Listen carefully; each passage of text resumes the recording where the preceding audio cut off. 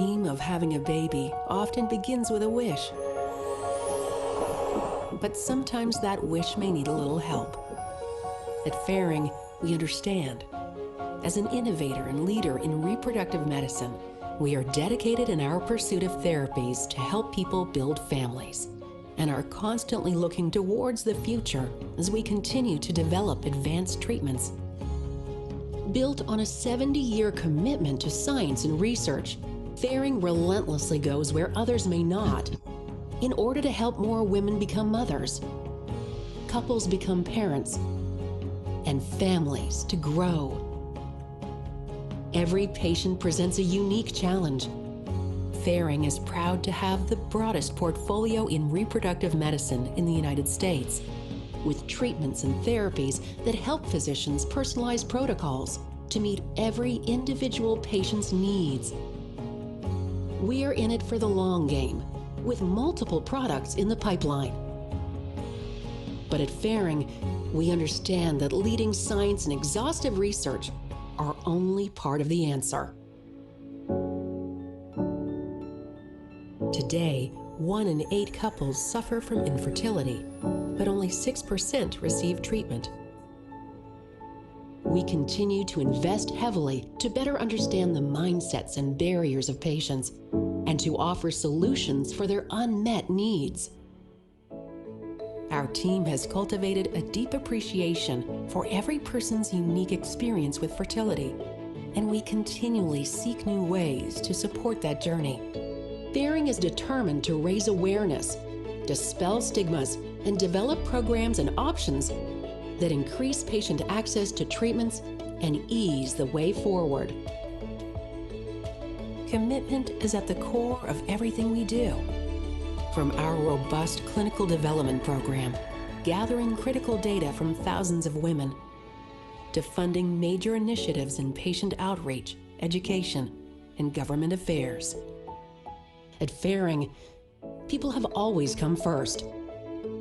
From our researchers and scientists to physicians and patients, relationships matter.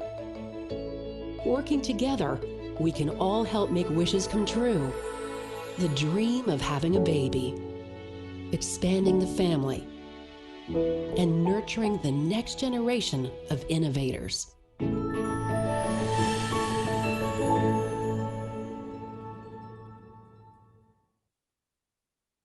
Okay, good afternoon all.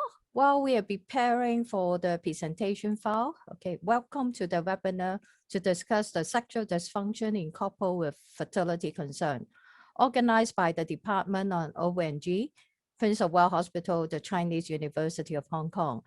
This is our honor today to have few distinguished speakers with different expertise, such as our first speaker, Dr. Jonathan Wong, who is a clinical psychologist and a sexual therapist. And our second speaker, Dr. Peter Chiu, who is a urologist in charge of the male infertility service at Prince of Wales Hospital. And myself, my name is Dr. L.B. Zhou, a consultant in the Assisted Reproductive Technology Unit. To go through with the audience a few interesting case discussion in order to illustrate the approach of evaluation, differentiation between psychogenic and organic sexual dysfunction, and the management strategies, including the different medical, surgical, and ART treatment for these couples who have fertility concern. So without further ado, may I first invite our first speaker, Dr. Jonathan Wong, on her first topic. Thank you.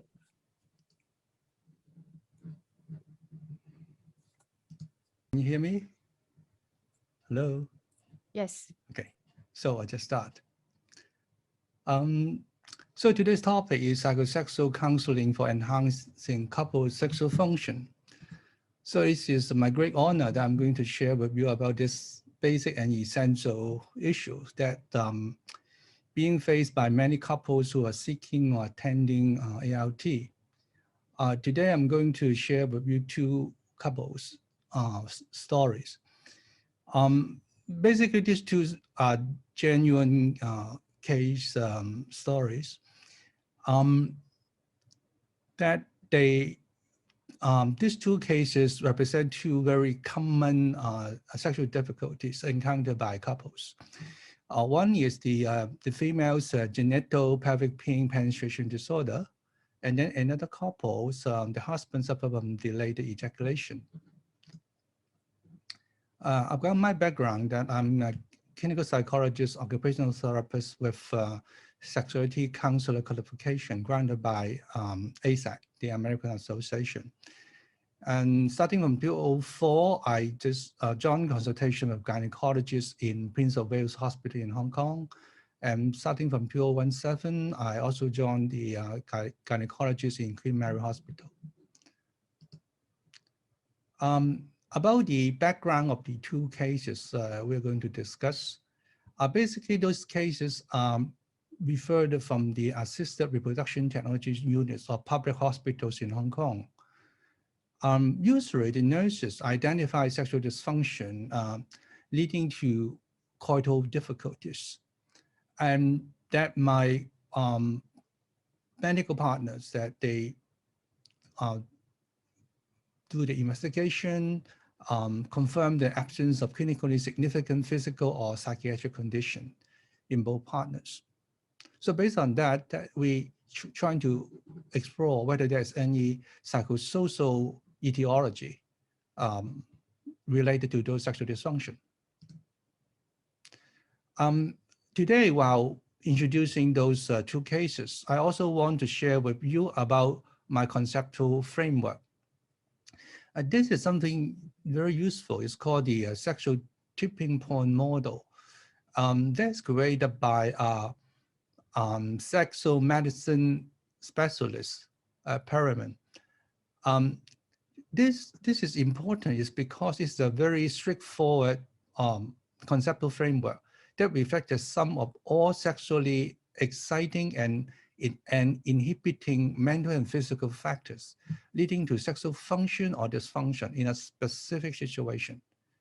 And clinically, it's very essential to identify those sexually exciting and inhibiting factors that, and after doing that, that you can formulate your treatment targets, and you can make use of those information to educate your patient so that you can engage your patient so that they can have a better self-understanding, and you can also enhance the motivation for changes.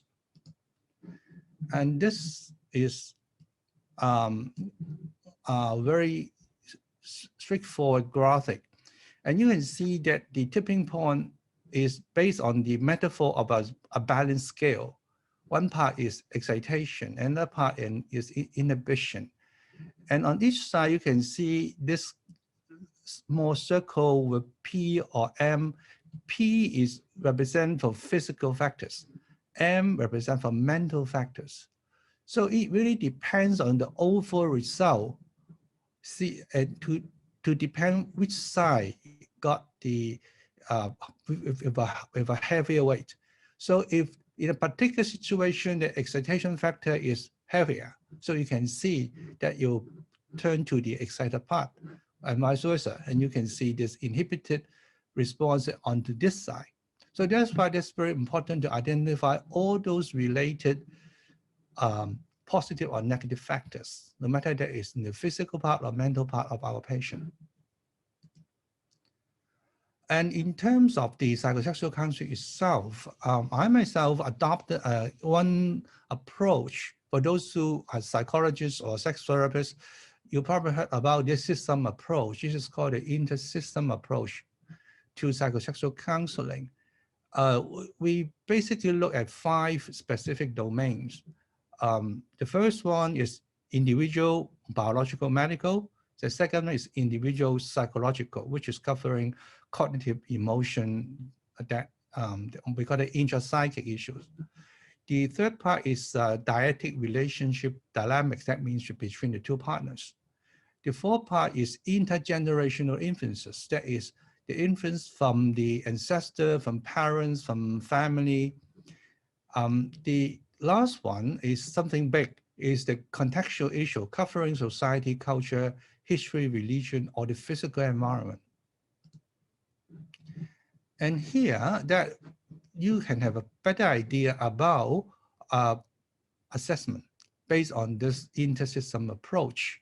This is exactly what I've been doing when we help our clients with sexual dysfunction.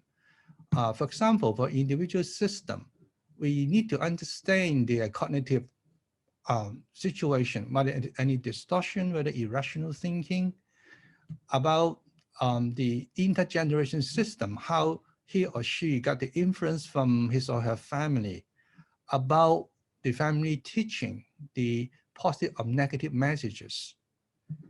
For the cultural part, their religious belief, their cultural belief, or some specific event like death in the family, miscarriage, natural disaster, things like this, or taboos. The last one is about the culture issue that we are going to look at that. Now let's look at this case A. Wife 32 years old, husband 33 years old. So the main sexual complaint is the persistent difficulties in vaginal penetration during intercourse, with marked fear, tightening of the pelvic floor muscles, and vaginal pain during coital attempts. And all these difficulties persisted for more than 2 years, with moderate distress since she became sexually active. With this difficulty profile, we can say this woman met the DSM-5, that is a Diagnostic and Statistical Manual of Mental Disorder, the 5th edition. And we can, and probably can describe her have a lifelong and moderate genital pelvic pain penetration disorder. And then we need to look at the individual or relational distress, which is part of the diagnostic criteria. We can have a look, say, for this couple, they married for 2 years, but never had any penetrative sex. And wife experienced intense fear and unacceptable pain during coital attempts. And she perceived her vagina being too small or having a blockage inside. And wife was too fearful to allow entry. And husband became highly frustrated to enter.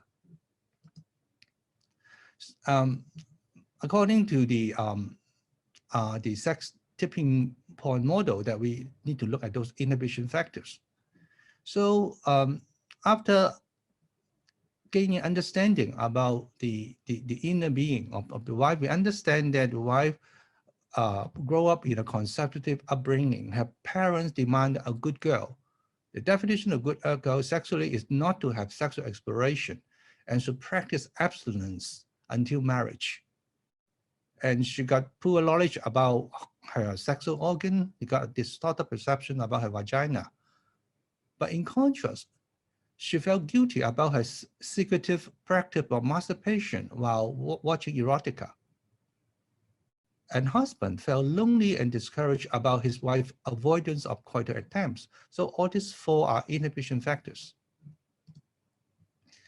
And excitation factors, both partners they experience highly sexual arousing experience during their solo masturbation. They have quite a nice, stable emotional intimacy, and both decide to conceive via natural means. So all these are basic and essential factors that related to the sexually exciting factors. Now, in the sex therapy or counseling process, there's a number of steps. Basically, we start with our gynecology colleague that should probably depends on his judgment that whether there is a need to conduct clinical examination and consultation regarding the health status of the vagina. For this particular woman, that is something very essential. Because by confirming that her health status, that it clear up one important negative factor. Of course, we want to add something positive. We want to increase the clear and positive awareness of the anatomy. So we make use of a 3-dimensional model to encourage she and he to touch it, to look at it from different angle while attending our counseling. And then we will be giving some specific coaching so that she should know the skill how to see her own genitals via a mirror at home. And at the same time, and she can also show her husband areas that could be touched without pain. So gradually, we want to help her to build up self-confidence in mastering her own body by an exercise schedule. And that schedule is, we involve deep breathing, contracting and relaxing her pelvic floor muscle, touching or parting, just separating her labia. One important emphasis of psychosexual counseling that we want to help the couple to shift their focus, their emphasis from the demand for coital success in every sexual encounter to attending erotic intimacy in non-coital sexual dating. Just breaking the habitual demand and disappointment pattern. Increasing excitation. They involve 4 steps. Probably you heard about the mindfulness skill. That is something, a relatively new skill in sex counseling, that we want to help the individual to acquire a skill so that she can become non-judgmental, can focus at present moment, and got a heightened awareness of her erotic responses to sexual stimulation during non-coital foreplay. The wife is encouraged to disclose her preferred way of erotic touches at her identified erogenous zone. Mind you that this is something very unique to any individual. Every single person is different. For this particular lady, that she enjoyed watching erotica, she enjoyed her breast being caressed, she dreamed for acting out fantasized rear entry in standing position. So it takes us quite a number of sessions to help her, to support her to disclose all these personal secrets. And then that we want to help the wife to build up the tolerance for prolonged exposure to the contact between penile glands and the vaginal opening during the shallow penetration exercise. Husband's very patient support to his wife is very, very essential, because it needs the wife to take up a lot of courage. So she needs her husband's support. So husband's appreciation for every single progress is important. For this lady, she and her husband go through that exploratory journey that is developing from non-coital touches to shallow penile vaginal penetration to full-length intercourse. The clinical outcome at the 8th monthly session, wife reported her fear and vaginal discomfort decreased to such a level that she could feel significantly greater level of sexual arousal and could tolerate shallow penile vaginal penetration during coital attempts. At the 12th session, the couple report having some kind of satisfying vaginal penetrative sex 1 to 2 times per week and trying to conceive naturally. So this is case A. So let's move to case. Oh, before that, we always want to listen to the patient's feedback. For these 2 particular partner, they express their appreciation to the clinical provision of a safe and accepting platform for him and her to explore and disclose their deep-seated negative feeling and sexual fantasy. That is something very essential that for he and she to remaster his or her own body and develop their potential to become innovative in the expression of love and sex. Now let's look at case B. Case B is, okay, let me go back to the, for the husband, 40 years old, wife 35 years old. The husband got the problem of ejaculation, but that ejaculation problem occurred only during coital attempts. In contrast, he had very smooth erection and ejaculation during solo masturbation. And these difficulties persisted for more than 2 years, with moderate distress since he became sexually active. So his condition met the DSM-5 diagnostic criteria of lifelong situational and moderate delayed ejaculation. For their individual and relational distress, we can see that the a very contrasting situation of that he can be functional during solo situation and could not be functional during a partner sex situation. So you can imagine how resentful the wife could become, and the husband's very puzzled about this situation. But basically, these two partners have a high motivation for change because they want to improve their sexual intimacy and attain conception. So let's see the inhibition factors. The husband perceives a sharp conscious, about that is one part is sexually arousing and another part is not so sexually arousing. Then we gain a better understanding about the husband got a habit of have a high frequency of peculiar masturbation practice, rubbing his penile against bedsheet in prone-lying position. That, however, this kind of experience could not be repeated during coital attempt. During partner sex, that's also another factor, because in the process of watching erotica, having solo masturbation, together with the conservative culture, he got the idea that his pure and innocent wife should stay away from any kind of so-called dirty tricks in the pornography. So he only want to perform without any kind of arousing any erotic feeling especially in his wife. In contrast, wife's sexual interest and arousal remain low in partner sex due to the husband's overindulgence in solo sex, lack of expression of emotional passion for the marriage, and lack of adequate foreplay in partner sex. Excitation factor is a husband, of course, high arousing experience in solo masturbation, but with the wife, although wife not that enjoy erotica, but however, for her, she think her dream marriage should got a balanced emotional and sexual intimacy. So she always dreamed for a passionate marriage. She read all those love novel, watch movie, and then she gradually built up her own erotic responses. Let's see how we can decrease the inhibition. One thing very critical is that we need to take care of the wife's resentful emotional feeling.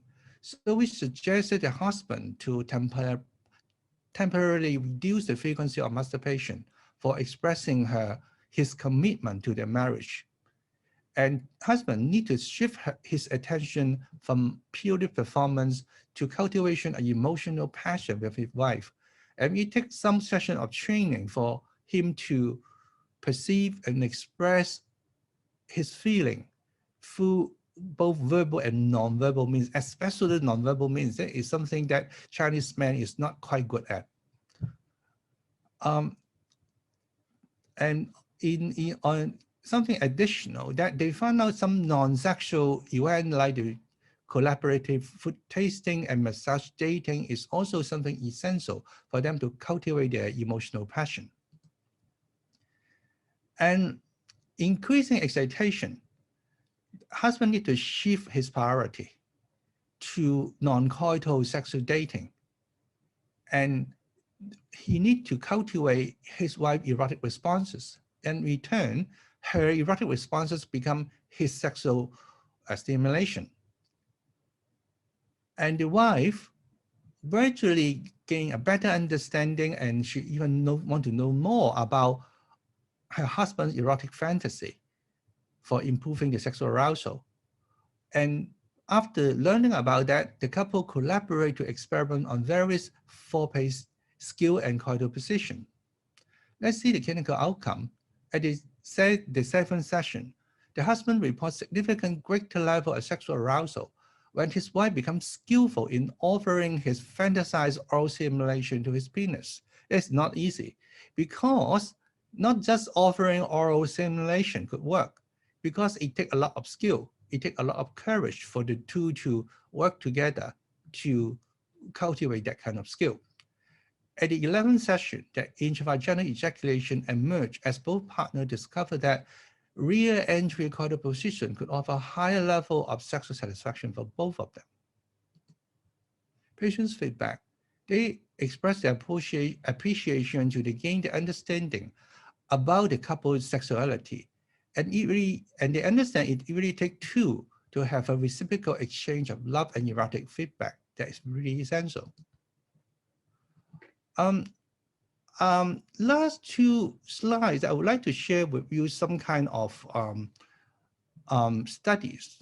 Although there is not many studies about the efficacy of psychosexual counseling for sexual function, but if we look at that, look at in a bigger picture about the efficacy of psychosocial intervention for reducing psychological distress or increasing the pregnancy outcome, we can find quite a good review. There is a systemic review and meta-analysis that involving 39 studies published from 78 to 2014, covering more than 2,000 men and women. And the reviewer finds statistically significant, a robust overall effect of those positive results. So that you can go to here. I got the web link for you to look at this study. Of course, there is something obvious that we need to conduct a good clinical trial to test the efficacy of psychosexual counseling in every situation. And another part I want to share with you that if you become interested in learning about psychosexual counseling, I would like to share with you some international organizations, including the International Society for Sexual Medicine, International Society for the Study of Women's Sexual Health, European Society for Sexual Medicine, Institute of Psychosexual Medicine in United Kingdom, and the American Association of Sexuality Educator, Counselor, and Therapists. And you probably may approach them to seek for opportunity for training. That as a conclusion, that we review two cases that how we make use of those psychosexual factors to enhance sexual function, based on the sexual tipping point model, and also based on the intersystem approach of sex therapy. And we know something about the efficacy of psychosocial intervention. And we know that there is many training resources in the Western world. But one thing that I would like to draw your attention, that although according to the Western literature, that there are only 5% of couple, their infertility problem is related to their sexual dysfunction. But according to my clinical experience in the past 20 years, that I think, especially in places like Hong Kong or in many Asian areas, that preference rate will be far higher than that. So I will urge any academic body or clinical setting to conduct a study on this aspect. So that's all for my presentation. Thank you very much.